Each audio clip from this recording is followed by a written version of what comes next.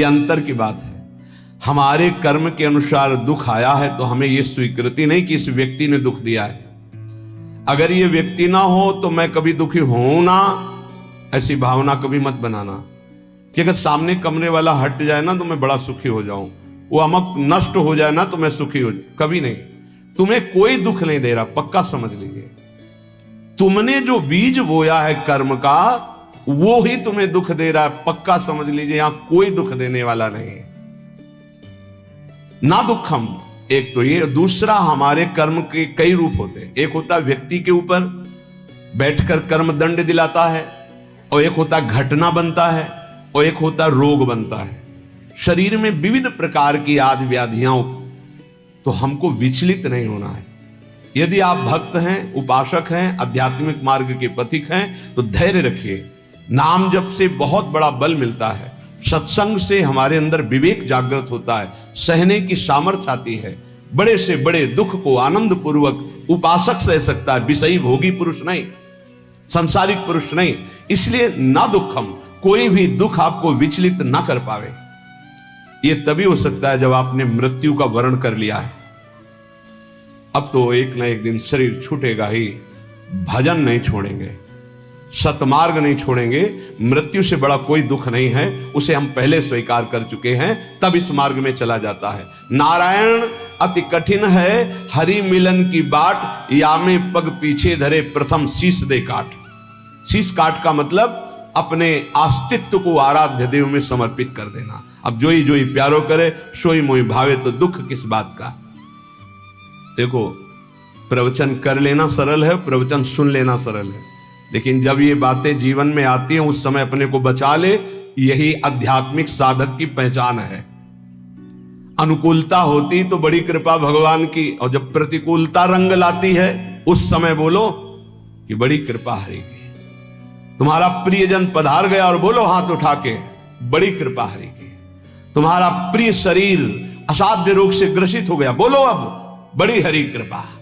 तुम्हारे मनोवांछित जितनी वस्तुएं उन सब विध्वंस हो गई, अब बोलो हाथ उठा के, बड़ी हरि की कृपा। तब समझा जाएगा महाभागवत हो, भक्त हो, बड़ी हरि की कृपा। और वास्तविक बड़ी हरि की कृपा पर बोल सकता है वही जिसका अस्तित्व भगवान में समर्पित है। अगर अस्तित्व देहाभिमान में है तो बोल ही नहीं सकता। हरि की कृपा प्रतिपल, नाशवान का नाश निश्चित होगा, अविनाशी का कोई नाश कर ही नहीं सकता है। ये बिल्कुल दिमाग में बैठा लीजिए। नाशवान का नाश होगा, आज नहीं तो कल होगा। अविनाशी को कोई मार नहीं सकता। तू अविनाशी है, तेरा शरीर और संसार ये सब विनाशी है। इसलिए न दुखम, दुख को भी स्वीकार मत करो। ना मैं कभी रोगी था, ना मैं कभी रोगी होऊंगा, ना मैं कभी दुखी था, ना मैं कभी दुखी होऊंगा। मैं आनंद सिंधु का बच्चा हूं और आनंद में ही रहता हूं। ये जो आनंद सिंधु सुख राशि प्रभु है, उन्हीं का ईश्वर अंश जीव अविनाशी चेतन अमल सहज सुख राशि। पर कई मिनट रुकते हो अपने स्वरूप में, एक सेकेंड नहीं। इसी देह में रहते हो हर समय, देह भाव में। इसीलिए सुख दुख निंदा स्तुति मान अपमान इनका प्रभाव खोखला किए दे रहा है। चिंता शोक भय ये जलाए दे रहे हैं। बहुत अपनेपन से कह रहे हैं, अपने लोगों को समझाने के लिए कि हे भाई, ये जो लोक में तुम्हारी इच्छा है कि मेरा नाम हो जाए, मेरी यश कीर्ति हो जाए, मेरा सम्मान हो जाए, मैं सबसे बड़ा बन जाऊं, एक माया का भ्रमात्मक जाल है जिसमें फंसकर तुम नाना प्रकार की योनियों को प्राप्त होगे, मुक्त नहीं हो पाओगे। इसलिए इस लोक ऐषणा का त्याग कर दो। लोक ऐषणा, जो कंचन विजयी होते, कामिनी पर विजय प्राप्त कर लेते हैं, वो भी लोक ऐषणा में गिर जाते हैं। ये बड़ी भारी खाई है माया की, जिसे मान सम्मान कहते हैं, जिसे यश कीर्ति कहते हैं। इसकी चाह में बड़ी बड़ी साधनाओं की बलि चढ़ा दी जाती है, बड़ी बड़ी तपस्याओं को न्यौछावर कर दिया जाता है, केवल अपने नाम के लिए, अपनी प्रशंसा के लिए, अपनी बड़ाई के लिए। हाथ कुछ नहीं लगता। जो प्रशंसा मान सम्मान का भोक्ता बन गया, वो भगवान की प्राप्ति की योग्यता खो देता है।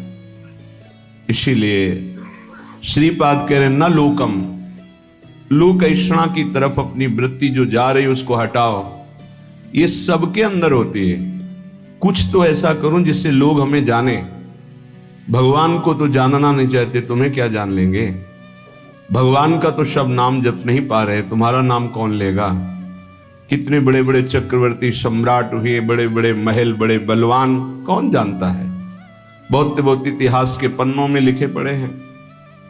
ले होश में हम विवेक के द्वारा ऐसा साधन करें, ऐसे मार्ग में चले कि भगवान को प्राप्त हो जाएं। ये जीवन का परम लाभ है। न लोकम, हमें लोक के मान सम्मान, यश, कीर्ति, प्रतिष्ठा आदि की भी चाह नहीं करनी चाहिए। अगर भगवान को सम्मान देना ही है ना, यश कीर्ति देनी है ना, तो ऐसा प्रदान करेंगे कि आपकी भगवत प्राप्ति भी नहीं रुकेगी और बिस्तरे सब जग विमल कीरति, साधु संगति ना टरे। खास बात रहेगी, आपके जीवन में भारी यश का विस्तार होगा, पर साधु संगति मिलती रहेगी, इसलिए अभिमान नहीं हो पाएगा। वो मान सम्मान आपके तप का नाश नहीं कर पाएगा। यदि भगवान को नाम करवाना है, यश करवाना है, सम्मान दिलवाना है, ये उनका विषय है। अपने तो दैन्य रहे, अपने तो सम्मानम कल्याति घोर गरलम नीचापमानम शुधा, सम्मान को विष समझे और नीच पुरुषों द्वारा किए हुए अपमान को अमृत समझे, तब राधा माधव में प्रीति होती है। क्योंकि देहाभिमान ही प्रीति में बाधक है। जब हमारा सम्मान होता है तो देहाभिमान पुष्ट होता है, और जब अपमान होता है तो भगवान की शरणागति पुष्ट होती है। ये सिद्धांत है, ये बाहरी बहिर्मुख पुरुष नहीं समझ पाएंगे। कोई हमारा अपमान करे तो हमें लाभ मिलेगा, छाती जलती है, उसको तो दंड देना चाहिए जो अपमान करे। यह अज्ञान है, ये परमार्थ का मार्ग नहीं है। आप जहां बैठे हैं, जो सुन रहे हैं, ये शुद्ध अध्यात्म है, भगवत मार्ग है। इसलिए न लोकम, लोक की भी मान बढ़ाई, यश कीर्ति की चाह ना करे, तो राधा माधव के चरणारविंद की तरफ उसकी मन और बुद्धि की गति होने लगेगी। या ऐसा समझ लीजिए कि मन और बुद्धि में राधा माधव आकर विराजमान हो जाएंगे। आप विचार कीजिए, जिन्होंने अपने एक संकल्प मात्र से अनंत ब्रह्मांडों की रचना कर दी, वो मायाधिपति, ऐश्वर्य, समग्र वैभव, ज्ञान समुद्र, वैराग्य समुद्र, प्रेम समुद्र भगवान हमें मिल जाएंगे, फिर हमारे लिए दुर्लभ क्या रह गया? ये अनंत ब्रह्मांड तो उनकी एक संकल्प वृत्ति मात्र से प्रकट हो, ऐसे भगवान हमारे हो जाएंगे, तो हमारे पास कमी क्या रहेगी? जाके रामधनी वाके कौन कमी? जब प्रभु हमारे हो गए तो फिर कुछ पाना बाकी नहीं रहता, सब कुछ मिल गया। अभी अल्प बुद्धि होने के कारण ऐसा लगता है हमें इस भोग की आवश्यकता है। अगर लक्ष्मीपति भगवान स्वयं मिल जाए तो आवश्यकता ही खत्म हो जाएगी। स्थिति आ जाती, सकल कामनाहीन जे राम भगति रस लीन, कोई कामना ही नहीं रह जाती। आप कामनाओं में सुख ढूंढ रहे हैं, और जबकि कामनाओं में सुख की आकांक्षा करके कर्म करते हुए दुख भोग रहे हैं। इसका मतलब सही मार्ग नहीं है। निष्कामता में जो परम सुख है वो केवल अध्यात्म मार्ग का पथिक ही समझ पाता है। संसार मार्ग का पथिक तो सकामता में ही भटकता रहता है। आगे कह रहे, न धर्मम, जो धर्म देह से संबंध रखता है, लोक से संबंध रखता है, उसका जब हम पूर्णतया पालन करते हैं तो परम धर्म की प्राप्ति होती है। परम धर्म त्यज लोक धर्मान, लोक धर्मों का त्याग करने पर परम धर्म की पूर्ति होती है। सावै पुंसाम परो धर्मो यतो भक्ति अधोक्षजे, भगवान श्री हरि में प्रेम लक्षणा भक्ति हो जाना ये परम धर्म है, और लोक धर्म का ठीक निर्वाह करने का फल है परम धर्म, प्रभु के चरणों में भक्ति हो जाना। नहीं तो आपसे सच्ची कहते हैं, ये देहाभिमान बड़े बड़ों में झलकता रहता है। मैं अमुक, मैं अमुक, मैं अमुक, मैं अमुक, दूसरे की निंदा, अपने मुख से प्रशंसा, जो अध्यात्म के बिल्कुल विरुद्ध है, वो बना रहता है। बड़ा ज्ञान है शास्त्रों का, पर ये जब वाणी खुलेगी तो किसी न किसी की निंदा होते पाया गया। वो तो अमुक जाति के थे, वो अमुक अमुक ऐसे ऐसे। अरे जो सत्य वस्तु है उसको क्यों नहीं जाना जा रहा? एक ही सच्चिदानंद भगवान अपने स्वरूप का विस्तार किए हुए हैं, वही है, दूसरा कोई नहीं है। मत्ता परतरम नान्यत किंचिदस्ति धनंजय। गीता जी कह रहे हैं, भगवान श्री कृष्ण चंद्र जी के वचन हैं, मेरे सिवा हे अर्जुन किंचन मात्र कोई वस्तु नहीं। फिर किसकी निंदा की जा रही है? लोक धर्म की महत्ता है परम धर्म की प्राप्ति में। यदि लोक धर्म का पालन कर रहे हैं, परम धर्म की प्राप्ति नहीं हुई, तो सो सब धर्म करम जरि जाऊ, जहां न राम पद पंकज भाऊ। वो सब धर्म कर्म में आग लग जाए जिससे भगवान के चरणों में प्रीति न उत्पन्न हो पावे। क्या उस धर्म कर्म का जो प्रेम न प्रकाशित कर दिया?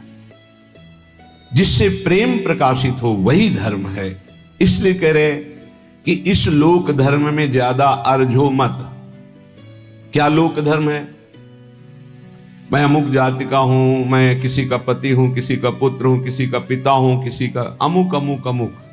ठीक है, इन धर्म का पालन करो भगवत भाव से और भागवत धर्म में स्थित हो जाओ, यही इसकी मानता है। अगर केवल इतना ही करते रहे प्रभु के चरणों में प्रीति नहीं, तो विश्वास कीजिए आपके हाथ में जो सत्य वस्तु प्राप्त करने के लिए मानव देह लगी थी, कुछ नहीं लगेगा। ये बहुत बार पति पुत्र परिवार ये सब खेल लाखों करोड़ों बार हो चुके हैं। हाथ आज क्या लगा है आपके? फिर वही नई सृष्टि, नया पढ़ाई, नई नौकरी, नई बैंक बैलेंस, फिर मरो फिर नया वही। कब तक चलता रहेगा? इसलिए न धर्मम, हम ऐसे धर्म को बराबर जीवन में पालन करें जिससे परम धर्म प्रकट हो। वो धर्म किस काम का जो परम धर्म से वंचित कर दे। इसलिए पति में भगवत भावना, पत्नी में भगवत भावना, पुत्र में भगवत भावना, माता पिता में भगवत भावना, अब ये आपको भागवत धर्म में स्थित कर देगा। मोह से तो सब कोई अपने परिवार में आसक्त है, भगवत भाव से तब बात बनती है। श्रीपाद कह रहे न गे हम, घर में विशेष आसक्ति मत करो। घर में श्री ठाकुर जी विराजमान कर लो, घर को ठाकुर जी का महल समझो, आप अपने को सेवक समझो, परिवार वालों को ठाकुर जी के जन समझो। नाथ सकल संपदा तुम्हारी, मैं सेवक समेत सुत नारी। तुम्हारा घर ही तीर्थ हो गया, तुम्हारा घर ही भगवान का मंदिर बन गया। जो रसोई में बने सबसे पहले ठाकुर जी को अर्पित करो। देखो तुम्हारा जीवन कितना उन्नति में, कितना शांत, कितना सुखद जीवन हो जाएगा। पापाचरण ही अशांति दुख क्लेश देते हैं, धर्माचरण ही सुख शांति देता है। कभी कभी भ्रम हो जाता है, धर्माचरण करने वाले में बड़ी दुख विपत्ति देखी जाती है और पापाचरण करने वाले में बड़ी उन्नति देखी जाती है। तो इसका आंतरिक रहस्य है कि अभी ये धर्माचरण कर रहा है, पीछे उसने जो पापाचरण किए हैं उनका फल लागू हो चुका है उसके ऊपर, इसलिए धर्माचरण करते हुए वो दुख भोग रहा है। और जहां दुख पापाचरण द्वारा प्रदत्त खत्म हुआ और इसके धर्म का प्रभाव आएगा, ये चमक उठेगा, इसका जीवन आनंदमय हो जाएगा।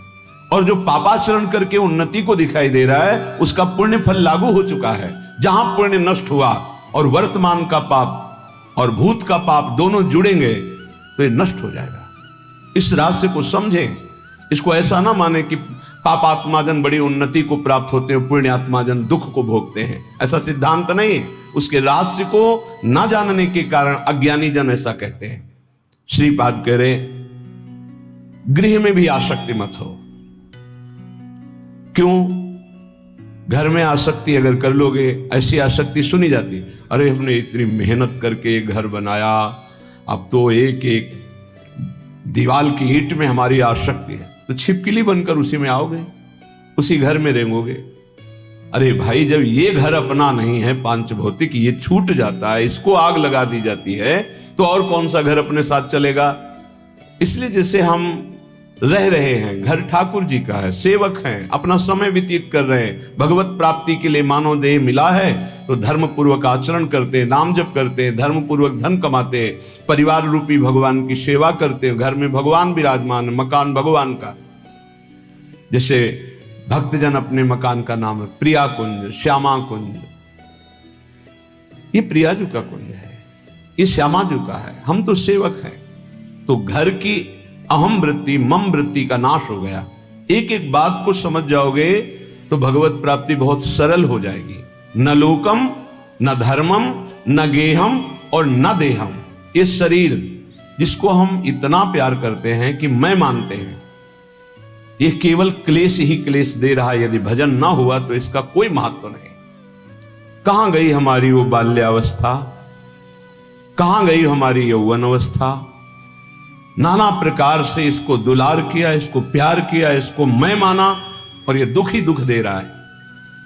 प्रतिक्षण क्षीण हो रहा है, ये नष्ट हो जाएगा। आज दिखाई दे रहा है चलता फिरता बोलता, कल इसका अस्तित्व ही नहीं रहेगा, मिट्टी में मिल जाएगा। इसलिए इस देह का अभिमान मत करो। ये देह तुम्हारा अविनाशी नहीं है, कुछ समय का है। बहुत होश में, बहुत होश में। इससे पाप मत करो, किसी को दुख मत दो, मनमानी आचरण मत करो। शरीर पोषण के लिए अन्य जीवों की हत्या करके मांस मत खाओ। प्रमाद स्थिति, पागलपन बढ़ाने के लिए शराब मत पियो। ये वो बुद्धि भ्रष्ट कर देती है जो नरक ले जाती है। पराई माता बहनों की तरफ गंदी दृष्टि, पापात्मा का भाव मत करो। ये मनुष्य देह केवल पवित्र आचरण करके, धर्माचरण करके भगवत प्राप्ति के लिए मिला है सबको। इसमें ऐसा नहीं कि अमुक प्राप्ति नहीं कर सकता, नहीं। कोई भी हो, पुरुष हो, स्त्री हो, बालक हो, बूढ़ा हो, कोई भी वर्ण का हो, कहीं का भी हो, कैसा भी हो, सबको चांस है भगवत प्राप्ति का। मानव देह मात्र को अधिकार है भगवत प्राप्ति करने का, क्योंकि अन्य योनियों में विवेक नहीं होता, इसलिए वो उपदेश धारण नहीं कर सकते, वो भजन साधन नहीं कर सकते। हाँ, भगवत कृपा से यदि संयोग बन जाए तो अन्य योनियों में भी कल्याण हो जाता है। जैसे कोई बहुत बड़े भागवत के घर का कुत्ता ही सही, वो दरवाजे पे बैठा, खूब नाम कीर्तन हो रहा है, ठाकुर जी का भोग लगा, आरती हुई, उसको भी प्रसाद मिल रहा है, वो नाम कीर्तन, उसका कल्याण हो जाएगा। भगत के घर के पशु पक्षियों का भी कल्याण हो जाता है। ऐसा कहीं बिरला ही संयोग बैठता है, नहीं तो मानव देह में ही भगवत प्राप्ति होती है। तो कह रहे हैं ये देह भगवत प्राप्ति के लिए इसका अभिमान करके गलत आचरणों में समय बर्बाद मत करो। जब आपके अंदर करने की शक्ति तो अच्छा करो, बोलने की शक्ति तो अच्छा बोलो, देखने की शक्ति तो अच्छा देखो। बुरा क्यों करते हो? बुरा का फल बुरा ही होगा। तो मानव देह बुराई मिटाने के लिए मिली, बुराई बढ़ाने के लिए नहीं मिली।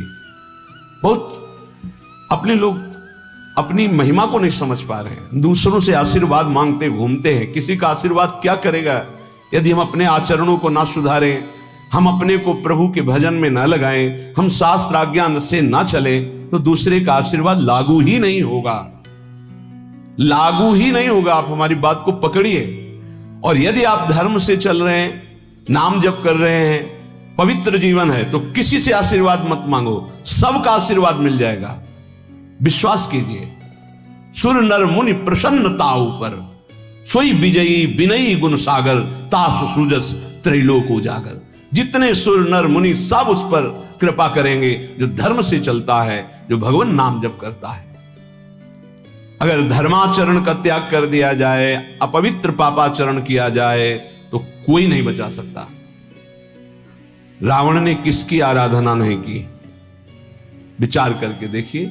बड़ा विद्वान था, भगवान शंकर की खूब आराधना की, बड़े उच्च कोटि की आराधना की, लेकिन आचरण सही नहीं थे। तो क्या क्या नहीं मिला उसको भगवान शंकर की कृपा से?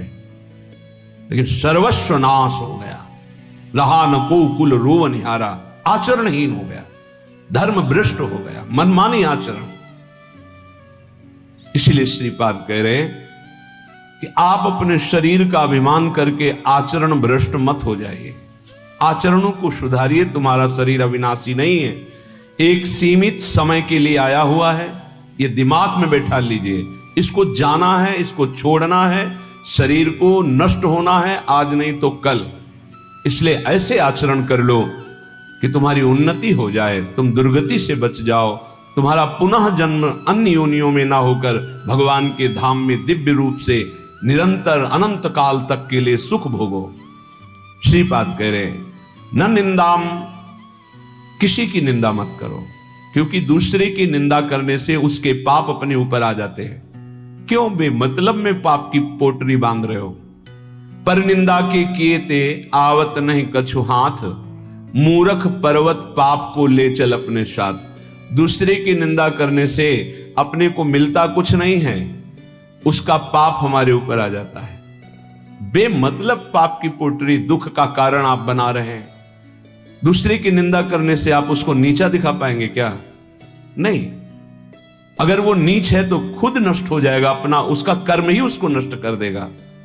किसी को कोई नष्ट नहीं कर सकता, उसका कर्म नष्ट करता है। को ना काहू के सुख दुख कर दाता, निज कृत कर्म भोग सुनु भ्राता। हे भाई, यहां कोई किसी को सुख दुख नहीं देता, अपना कर्म ही दूसरे की खोपड़ी में बैठकर जबरदस्ती हमारा अमंगल करवा देगा। हमारा कर्म, हम क्यों किसी की निंदा करके अपने पापों को बढ़ाएं? इसलिए ना निंदा मना कर, किसी की भी निंदा मत करो। और कह रहे ना स्तुतिम, किसी की स्तुति भी मत करो, प्रशंसा। क्यों? क्योंकि किसी व्यक्ति के गुण से प्रभावित होना संसारिकता है। गुणमानी संसार, सेवकवाणी, गुणमानी संसार और सकल गुण प्रीत बिन। अगर कोई बहुत अच्छा आचरण कर रहा है, भगवान की कृपा है, उसमें भगवान की शक्ति विराजमान, हम उसको नमस्कार करते हैं, व्यक्ति को नहीं। हम व्यक्ति की प्रशंसा नहीं करते, हम प्रभु की प्रशंसा करते हैं। प्रभु ने इसे योग्य बना दिया, बस। अगर किसी व्यक्ति से हम प्रभावित होते हैं तो प्रभु से प्रभावित होने वाला महत्व अंदर जो बैठना चाहिए कि सर्वलोक महेश्वर भगवान हमारे स्वामी हैं, यह हट जाएगा। हमें भगवत भाव की प्रशंसा करनी, ना कि किसी व्यक्ति के पद की, गुण की नहीं। सर्वलोक महेश्वर भगवान कृपा किए हैं, उसको ये सामर्थ्य दिए हैं, जितने अंश में सामर्थ्य दिए हैं उतना वो प्रभावशाली है। पर हम व्यक्ति की नहीं, हम भगवान की तरफ देखते हैं। भक्त का लक्षण होता है वो भगवान की तरफ देखता है, व्यक्ति की तरफ नहीं। तो हमारी कोई बहुत बड़ाई कर दे, भलाई कर दे, कोई वस्तु दे दे, कोई मनोनुकूल कार्य कर दे, तो हम श्री भगवान की तरफ देखते हैं, प्रियाजू की तरफ देखते हैं, उस व्यक्ति की तरफ नहीं देखते कि धन्यवाद आपने, ये संसारिकता है, आपने बहुत बड़ा काम कर दिया, धन्यवाद। नहीं, जय हो प्रियाजू की, इसको निमित्त बनाकर प्रियाजू ने कार्य करा। हमारी आसक्ति प्रियाजू में, किसी व्यक्ति में नहीं। जीवन में यह सिद्धांत समझ लीजिए, यदि व्यक्ति से आसक्त होंगे तो इष्ट का भरोसा छूट जाएगा, फायदा क्या हुआ? कोई भी कितना हित करे, कितना भी हमारा मंगल करे, हम धन्यवाद नहीं देंगे, हम जय बोलेंगे, हमारे प्रियालाल की जय हो, उन्होंने इसे निमित्त बनाकर कराया है, जय हो प्रियालाल। हम उस भगवत स्वरूप को प्रणाम करते हैं, व्यक्ति नहीं, गुण नहीं, ये प्रियालाल की कृपा। देखो गोस्वामी जी से कह रहे हैं, तात सुनहु माया कृत, गुण अरु दोष अनेक, गुण या उभय न देखी, देखी सो अविवेक, गुण या उभय न देखी। भागवतिक गुण है, न किसी के दोष, न किसी के गुण, न किसी की निंदा, न किसी की स्तुति। सबसे बड़ा भागवतिक गुण है सब में भगवान को देखना। इस रूप में भगवान आ गए, इससे बड़ा सम्मान क्या होगा सामने वाले का? साक्षात हम भगवान मान रहे हैं, इस रूप में भगवान, व्यक्ति नहीं, व्यक्ति रूप में हम स्तुति नहीं करेंगे, भगवत भाव से मेरे प्रभु इसे निमित्त बनाकर आए, या मेरे प्रभु इस रूप में आए। श्रीपाद करें, नापि सौख्यम, हमारा किसी से किसी भी तरह का सुख लेने का भी भाव नहीं होना चाहिए। सौख्यम माने सुख होता है। ये व्यक्ति, ये पदार्थ, ये वस्तु सब प्रभु के सुख के लिए अपनी भावना, भक्त का। हम तो प्रसाद भोगता है, वस्तु का भोग नहीं करते। किसी व्यक्ति से सुख लेने की भावना रहेगी तो स्वार्थ बुद्धि रहेगी, स्वार्थ बुद्धि रहेगी तो अज्ञान रहेगा, अज्ञान रहेगा तो गलती हो ही जाएगी, पापाचरण हो ही जाएगा। जितने पाप होते हैं सुख बुद्धि लेने की भावना जिनकी जितनी बढ़ गई उनसे हो रहे हैं, हम हो या आप हो। पाप तभी होते हैं जब सुख लेने की भावना बढ़ जाती है, इतना राक्षसी भाव आ जाता है क्यों निंदनीय हो जाता है। देखो ना, काम भोग की लालसा हुई तो राक्षस पैदा हो गया, उसकी बुद्धि में क्या क्या कर डाला। देखो, क्रोध भाव पैदा हो गया तो राक्षस पैदा हो गया, क्या क्या कर डाला। देख लो ये विकार कैसे हैं। किसी से भी सुख लेने की आकांक्षा में ही ये दोष पैदा होते हैं। उपासक वही है जो सुख देवे को चाहो। हमारे हृदय में दूसरों को सुख देना भगवत भाव से। संसारी और उपासना के मार्ग में चलने वाले पथिक में बड़ा अंतर है। संसारी हर व्यक्ति से मिलेगा तो सुख लेने की भावना से मिलेगा, परमार्थिक पथिक से जो मिलेगा वो सुख देने की भावना रखेगा। सुख देवे को चावचित सब सोहित निष्काम, या सुधर्म हरिवंश को नाम गिरा विश्राम। इसीलिए महात्मा कहा जाता है, महान आत्मा। क्यों? क्योंकि दूसरों को सुख देने की भावना है। सुख लेने की भावना दुरात्मा बना देती है। इसलिए कह रहे न सौख्यम, किसी से सुख लेने की भावना मत रखो। हम जहां फंसे हैं सुख लेने में फंसे हैं। हमसे जब गलती हुई तो सुख लेने में गलती हुई है। हमारी जब दुर्गति का कारण बना है तो सुख लेने का हुआ है। जहां बंधन हुआ है सुख लेने से हुआ है। और न दुखम बहुत सुंदर सिद्धांत का वर्णन है।